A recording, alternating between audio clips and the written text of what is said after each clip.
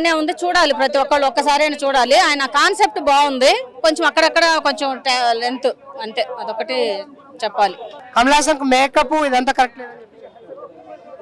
Makeup age ఎక్కువ age కదా, అప్పటికి మనకు 28 years బ్యాక్ కదా, అందులో అప్పుడు ఏం చేశారు, అప్పటికే ఏజ్డ్ ఆయన కదా. ఇప్పుడు మళ్ళీ అప్పటి నుంచి కంటిన్యూగా ఇప్పటి వరకు ఉన్నాడు అంటే ఎక్కువ చూపించాలి అని ట్రై చేశారు. కొంచెం పర్వాలేదు మేకప్, ఆయన మేకప్ వేసిన అతను ఆయన తెలిసే ఉంటుంది కదా ఎలా అనేది, ఆ ఏజ్ని బట్టి అలా తీసుకురావాలని చూశారు. ప్లస్ శంకర్ గారేమో అన్ని ఏజ్ గ్రూప్స్ని, ఈ ఏజ్ గ్రూప్స్ అందరికీ కనెక్ట్ అవ్వాలని చేశారు. కొంచెం ఇంకొంచెం రియాలిటీగా ఉండాలి. అసలు అది ప్రకాష్ రాజ్ను తలపిస్తున్నట్టు వేషం అక్కడ ఉన్నట్టు కనిపిస్తుంది. ఎవరు? కమల్ హాసన్. ఐస్ కొంచెం క్లోజ్గా ఐస్ చూపించినప్పుడు అలా అనిపించిందేమో, కానీ నాకు అలా అనిపించలేదు.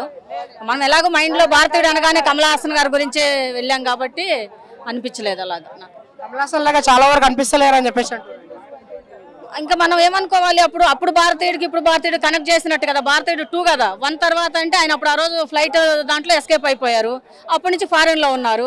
ఆయన ఫారెన్లోనే అక్కడ పెరిగారు కాబట్టి ఫస్ట్ స్టార్టింగ్ లుక్ అంతా బాగుంది. తర్వాత ఇండియాకి వచ్చిన తర్వాత కొంచెం ఎక్కువ మార్పు అనిపించింది, కానీ ఆల్మోస్ట్ బాగానే ఉంది. కనెక్షన్ కు రీచ్ అవుతుందా? రీచ్ చేయాలని గట్టిగా ప్రయత్నం చేశారు. ఆల్మోస్ట్ మరీ 100% కాకపోయినా కొంతవరకు రీచ్ అయిందని చెప్పుకోవాలి. రీచ్ అయింది. మెయిన్ కాన్సెప్ట్ యాంటీ కరప్షన్ కాబట్టి దానిలో ప్లస్ మన మార్షల్ ఆర్ట్స్ ఇది చూపించారు కదా, మర్మకళ గురించి చూపించారు. అది మన కళే, మన ఆర్ట్ మాత్రమే అది. ఎందుకంటే అది మర్చిపోతున్నారు చాలా మంది, అది ఉంది అని.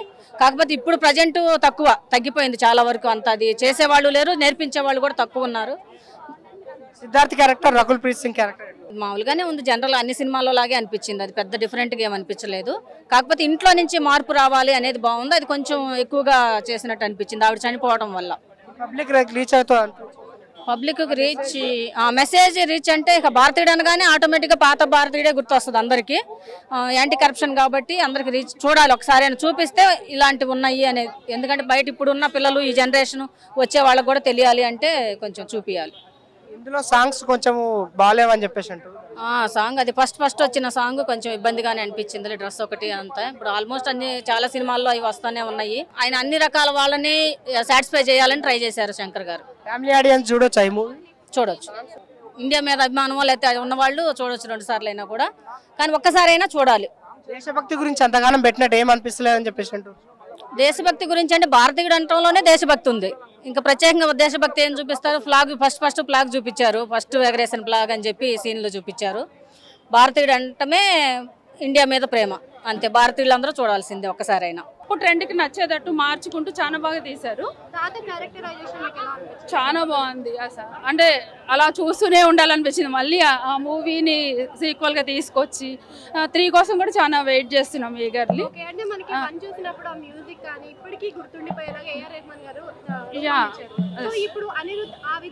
అంటే ఇప్పుడు ట్రెండ్కి అలా రావాలి కనుక సో ఆ బీజం చాలా బాగుంది. 100% అర్థమయ్యే కాన్సెప్ట్. ఇంకొకటి మాకు అనిపించింది ఏంటంటే, ఎంతమంది భారతీయులు వచ్చినా మన దగ్గర గొర్రెలు, సో సెంటిమెంట్ ఎమోషనల్తో దాన్ని అంటే ఏం ప్రాబ్లం అయిందనేది కూడా చూడకుండా మళ్ళీ ఆ కరప్షన్ జోలికి వెళ్తారు తప్పితే అదైతే పోదు అనిపించింది. సో చాలా బాగుంది. సిద్ధార్థ్ చాలా బాగున్నాడు. శంకర్ గారు అదే రోబో 2లో కొంచెం డిసప్పాయింట్ అయ్యాం. ఇప్పుడైతే కూడా 100% మళ్ళీ బ్యాక్. స్టోరీ ఇట్ సెల్ఫ్ అదే కదా, కరప్షన్, అదే కరప్షన్ మీద. సో మరి ఎవరైతే కరప్షన్ చేస్తారో వాళ్ళు భుజాలు తలుపుకోరు అలా అనిపించింది. అఫ్ కోర్స్ అది అంబానీయే కావచ్చు, వేరే రిచ్ ఎవరైనా కావచ్చు. అంబానీ గారు మనకు కనిపించే రిచ్ పర్సన్ అంబానీ గారు. అలా ఏం లేదు.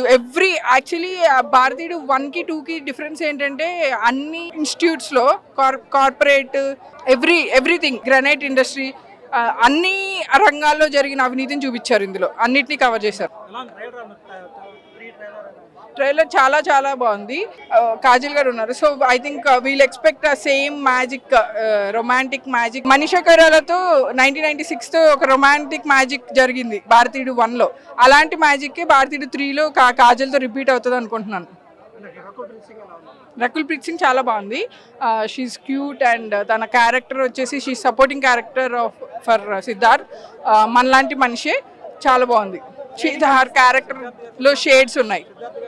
సిద్ధార్థ్ గారి రోల్ చాలా బాగుందండి. ఫస్ట్ పాజిటివ్గా లైవ్లీగా జోవియల్గా స్టార్ట్ అయిన మనలాంటి కామన్ మ్యాన్ తను ఒక డార్క్ స్పేస్లోకి వెళ్ళిపోతాడు. మూవీ ఎండ్కి వచ్చేటప్పటికి తన షేడ్స్ని చాలా బాగా తీసుకొచ్చాడు. బాగుందండి, బాగుంది బాగుంది అందరిది బాగుంది. నాకైతే సెకండ్ హాఫ్ బాగా నచ్చిందండి. ఫస్ట్ హాఫ్ కొంచెం స్లో వెళ్ళింది, సెకండ్ హాఫ్ మాత్రం ఇంట్రెస్టింగ్.